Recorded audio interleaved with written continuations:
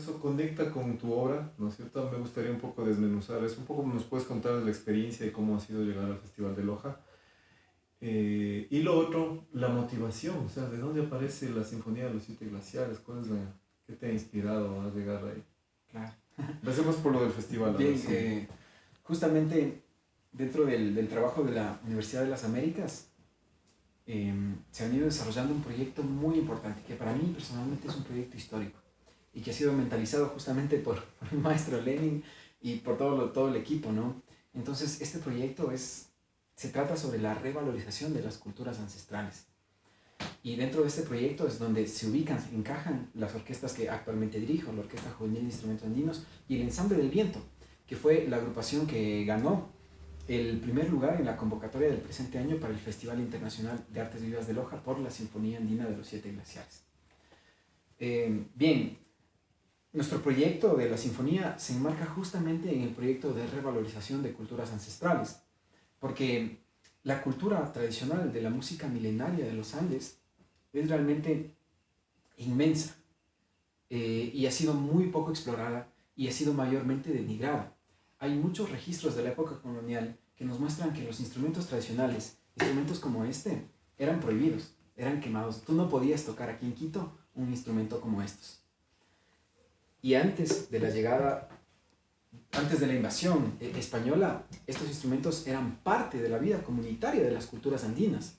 Incluso algunos cronistas narran agrupaciones de 200, 300, 400 ejecutantes con este instrumento, lo que nos deja ver claramente que las primeras orquestas de la humanidad seguramente nacieron aquí en los Andes.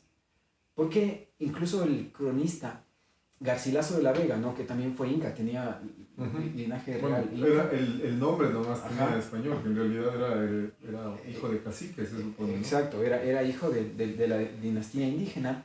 Él narra cómo se tocaban estos instrumentos a cuatro voces. Y él lo compara con las cuatro voces de la música occidental, ¿no? Soprano, contralto, tenor y bajo. Y él dice que así, de esa forma, y desde antes del año 1400, donde data la escritura de esta crónica, ya se tocaba, ya se tocaba así los instrumentos, de manera orquestal, de manera ordenada. Se tocaban estos instrumentos de manera organizada y en distintas voces.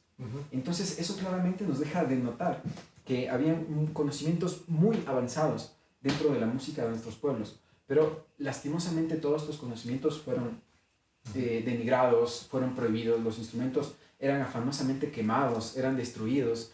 Esto nos llevó a un retroceso de más de 1000 años, según lo que cuentan algunos expertos, ¿no?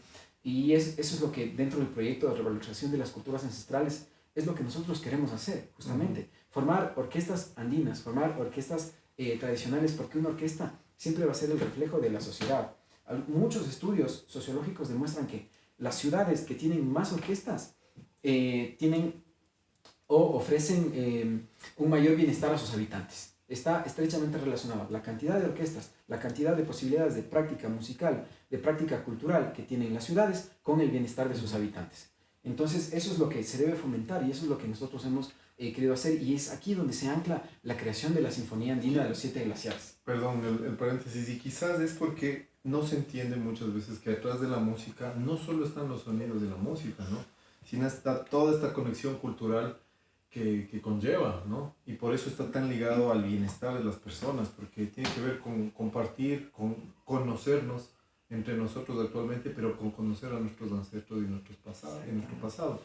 Y al conectar con eso, yo siempre hablo de conexión, porque creo que a todos los que estamos involucrados en este tipo de prácticas, lo que nos ha hecho, y estas anécdotas que contábamos, de la primera vez que escuché esto, la primera vez que cogí un instrumento, la primera vez que vi la marimba, que vi las payas, etc., están reconectándonos constantemente con lo que somos y con lo que hemos sido de nuestro ADN ancestral.